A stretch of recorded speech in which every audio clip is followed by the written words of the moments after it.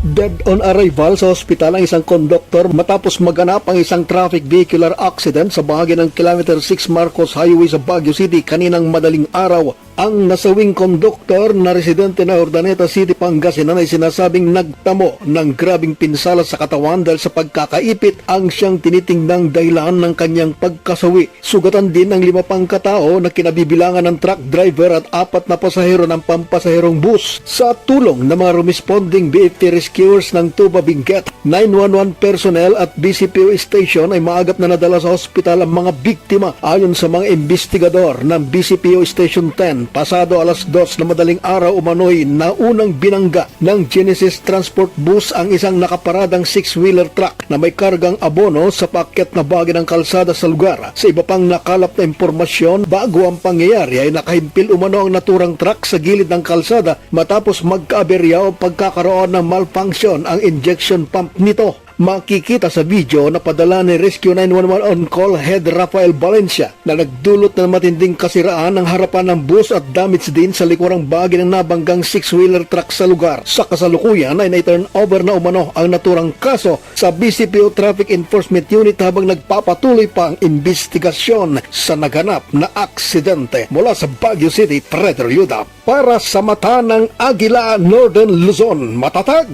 matapang, matapat.